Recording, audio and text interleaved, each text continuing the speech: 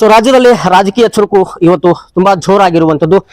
ಇವತ್ತು ಪ್ರಾಸಿಕ್ಯೂಷನ್ಗೆ ಒಪ್ಪಿಸಿರುವಂತಹ ಒಂದು ವಿಷಯವನ್ನ ನಾವು ಕೇಳ್ತಾ ಬಂದ್ರೆ ಸಿದ್ದರಾಮಯ್ಯ ಅವರವರನ್ನ ಕೇಸ್ ಏನಿದೆ ಮೂಡಾ ಕೇಸ್ ಇವತ್ತು ಈಗ ಪ್ರಾಸಿಕ್ಯೂಷನ್ಗೆ ಒಳಪಡಿಸಿದ್ದಾರೆ ರಾಜ್ಯಪಾಲರು. ಆ ವಿಷಯವಾಗಿ ಇವತ್ತು ಅನೇಕ ಚರ್ಚೆಗಳು ರಾಜಕೀಯ ಪಡಸಾಲೆಯಲ್ಲಿ ಆಗ್ತಾ ಇವೆ. ನಮ್ಮ ಜೊತೆ ಇವತ್ತು ಸಾಹೇಬ್ರಿದ್ದಾರೆ, ಮಾತನಾಡಿಸೋಣ.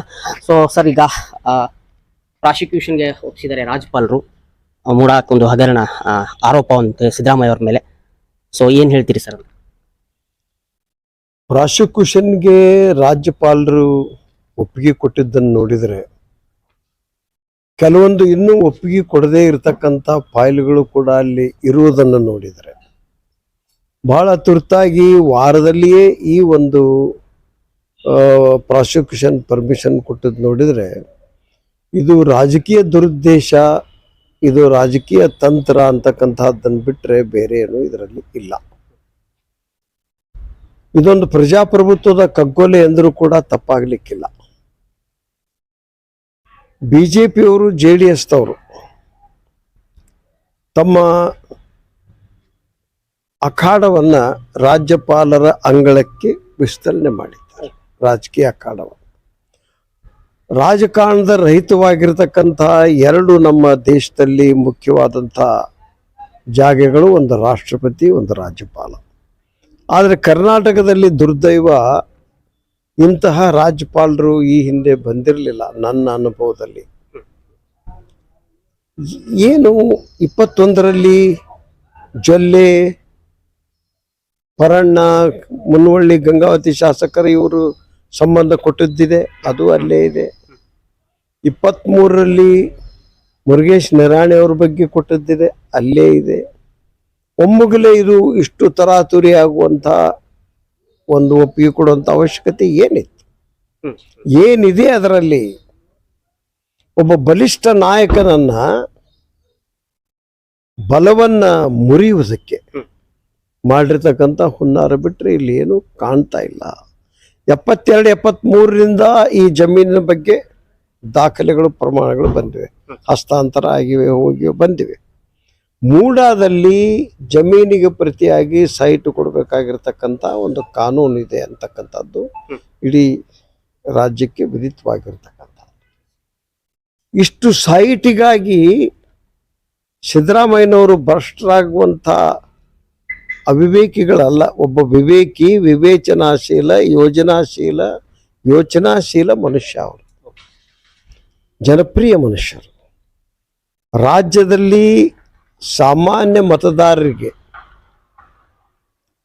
ಬೀದರ್ದಿಂದ ಚಾಮರಾಜನಗರದವರೆಗೆ ಎಲ್ಲ ವರ್ಗದ ಜನರಿಗೆ ಪರಿಚಯ ಇರುವಂತಹ ಒಬ್ಬ ದೊಡ್ಡ ವ್ಯಕ್ತಿ, ಜನಪ್ರಿಯ ವ್ಯಕ್ತಿ, ಬದ್ಧತೆಯ ವ್ಯಕ್ತಿ ಅಂದರೆ ಶ್ರೀಮಾನ್ ಸಿದ್ದರಾಮಯ್ಯನವ್ರನ್ನ ಮುರಿದು ಹಾಕಿಬಿಟ್ರೆ, ಕಟ್ಟಿ ಹಾಕಿದರೆ ಕಾಂಗ್ರೆಸ್ ಇಲ್ಲಿ ನಿಸ್ತೇಜವಾಗ್ತದೆ, ನಿಷ್ಕ್ರಿಯವಾಗ್ತದೆ, ನಿಶಕ್ತಿ ಆಗ್ತದೆ ಅಂತಕ್ಕಂಥ ಭ್ರಮೆಯಲ್ಲಿದ್ದಾರೆ.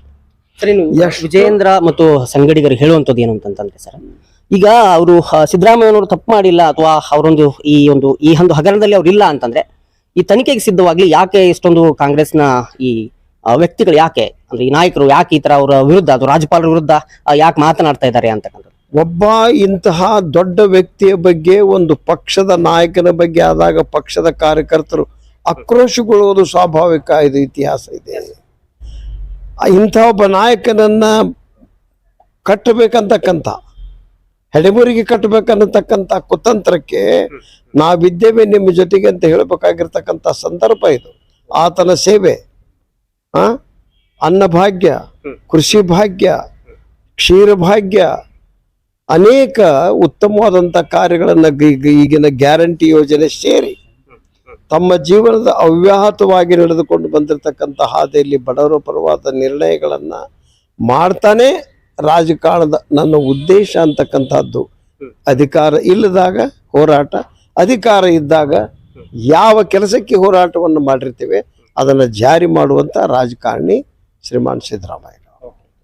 ಸರ್ಕಾರದ ಬದ್ಧತೆ, ಕಾಂಗ್ರೆಸ್ಸಿನ ಬದ್ಧತೆ ಎಲ್ಲವನ್ನ ಮೈಗೂಡಿಸಿಕೊಂಡಿರ್ತಕ್ಕಂಥ ಒಬ್ಬ ವ್ಯಕ್ತಿ. ಇದರಲ್ಲಿ ಈ 72, 73ರಿಂದ ಬಂದಿರತಕ್ಕಂಥ ಈ ಪ್ರಕರಣ 21, 23ರಲ್ಲಿ ಇರುವ ಪ್ರಕರಣಗಳು ನಿಮ್ಮ ಟೇಬಲ್ ಮೇಲೆ ಧೂಳು ತಿಂತಾ ಇವೆ. ಇಷ್ಟು ಜೋರಾಗಿ ಇದಕ್ಕೆ ಅವಶ್ಯಕತೆ ಏನಿತ್ತು? ಒಬ್ಬ ನಾಯಕನನ್ನ ಮೂಲಿಗೊತ್ತಬೇಕನ್ನುವಂತಹದ್ದಿದೆ, ಅದು ಎಂದೂ ಸಾಧ್ಯ ಇಲ್ಲ. ಅವ್ರು ಎಲ್ಲಿ ಒತ್ತಿದ್ರು ಹೊತ್ತುಕೊಂಡು ಬರುವುದಕ್ಕೆ ಸಮಸ್ತ ಕನ್ನಡಿಗರ ಜನತೆ ಇದೆ, ಅಭಿಮಾನಿಗಳಿದ್ದಾರೆ. ಸರ್, ಇನ್ನು ಈಗ ಸಿದ್ದರಾಮಯ್ಯನವರು ಪಾದಯಾತ್ರೆಯನ್ನ ಮಾಡಿದ್ರು ಮೊದಲು. ಸೊ ಬಳ್ಳಾರಿ ಚಲೋ ಅಂತ ಏನೋ ಮಾಡಿದ್ರು. ಸೊ ಅದೊಂದು ಒಂದು ವಿಶೇಷವಾಗಿರ್ತಕ್ಕಂತಹ ಪಾದಯಾತ್ರೆ. ಆ ಪಾದಯಾತ್ರೆಗೆ ಇಡೀ ಬಿಜೆಪಿಯ ತಲ್ಲನ ಆಗಿರುವಂತದ್ದು ಅವಾಗ. ಸೊ ಅದನ್ನೇ ಈಗ ಅವರು ಅನುಸರಿಸಿ ಅವರು ಪಾದಯಾತ್ರೆ ಮೈಸೂರು ಚಲೋ ಅಂತ ಮಾಡಿದ್ರು. ಸೊ ಏನು ಅಂದ್ರೆ ಈಗ ಸಿದ್ದರಾಮಯ್ಯನವ್ರನ್ನೇ ಅವರು ಅನುಸರಿಸಿದ್ರು, ಆದ್ರೆ ಒಂದು ಶಕ್ತಿ ಬಂತ ಇದರಿಂದ ಎಲ್ಲೋ ಒಂದ್ ಕಡೆ ಕಾಂಗ್ರೆಸ್ಗೆ ಒಂದ್ ಸ್ವಲ್ಪ ಹಿನ್ನಡೆ ಆಗುವಂತಹ ಸಂದರ್ಭಗಳು ಏನಾದ್ರು ಎದುರಾಗ್ತದ ಅಂತ? ಕಾಂಗ್ರೆಸ್ಸಿಗೆ ಹಿನ್ನಡೆ ಮಾಡಬೇಕು ಅನ್ನುವಂತ ಹುನ್ನಾರ ನಡೆದಿದೆ. ಅದು ಅಷ್ಟು ಸುಲಭವಾಗಿಲ್ಲ. ಜನಮನದಲ್ಲಿ ಕಾಂಗ್ರೆಸ್ ಬೇರೂರಿದಾಗ, ಎಲ್ಲಾ ಜನಾಂಗಗಳ ಹೃದಯದಲ್ಲಿ ಕಾಂಗ್ರೆಸ್ ಬೇರೂರಿದಾಗ ಕಿತ್ತೆಗೆಯೋದು ಅಷ್ಟು ಸುಲಭ ಅಲ್ಲ. ಜನಾರ್ದನ್ ರೆಡ್ಡಿ ಆಗಲಿ ಇನ್ನೊಬ್ಬರಾಗಲಿ ಅವತ್ತಿನ ನಮ್ಮ ಪಾದಯಾತ್ರೆಯಲ್ಲಿ ಬಳ್ಳಾರಿಗೆ ಬರ್ರಿ ನೋಡೋಣ, ಬಳ್ಳಾರಿಗೆ ಬಂದ್ರೆ ನಿಮ್ಮನ್ನು ನೋಡ್ಕೋತೇನೆ ಅಂತ ಹೇಳಿ ಒಬ್ಬ ಕ್ಯಾಬಿನೆಟ್ ಮಂತ್ರಿ ಜನಾರ್ದನ್ ರೆಡ್ಡಿ ಹೇಳಿದಾಗ ಅದೇನು ರಿಪಬ್ಲಿಕಾ? ಅದೇನು ದಬ್ಬಾಳಿಕೆಯ? ನಾವು ಬರ್ತೇವೆ ನೋಡ್ಕೊ ಅಂತ ನಾವು ಹೋಗಿದ್ವಿ. ಆದರೆ ಎಷ್ಟು ವರ್ಷ ಜೈಲಿನಲ್ಲಿದ್ದರು ಜನಾರ್ದನ್ ರೆಡ್ಡಿ ಅವರು? ಇನ್ನೂ ಅವರ ಕೇಸುಗಳು ಮುಗಿದಿಲ್ಲ. ಸುಗ್ಗಾಲ ದೇವಿಯ ಗುಡಿಯನ್ನು ಕೆಡವಿ ಬಂಗಾರ ಕಳುವು ಮಾಡಿದವರಿಂದ ನಾವು ಬುದ್ಧಿ ಕಲಿಬೇಕಾಗಿಲ್ಲ. ಸುಗ್ಗಾಲಮ್ಮನ ಗುಡಿ ಮುಂದೆ ದೀಪಸ್ತಂಭವನ್ನು ಕೆಳಗೆ ಕೆಡವಿದಂಥವ್ರು ಇವರು. ಸುಗ್ಗಾಲಮ್ಮ ಗುಡಿಯ ದೇವಸ್ಥಾನವನ್ನು ಅಡ್ಡಿ ಕೃಷ್ಣದೇವರಾಯನ ಕಾಲದ ಬಂಗಾರವನ್ನು ದರೋಡೆ ಮಾಡಿಕೊಂಡು ಬಂದಂಥ ಇವರು ಸಿದ್ದರಾಮಯ್ಯನಂತ ಮೈ ಮೇಲೆ ಒಂದು ತೊಲೆ ಬಂಗಾರ ಇಲ್ಲಾರದವ್ರ ಬಗ್ಗೆ ಏನು ಮಾತಾಡ್ತಾರೆ ಹೇಳಿ?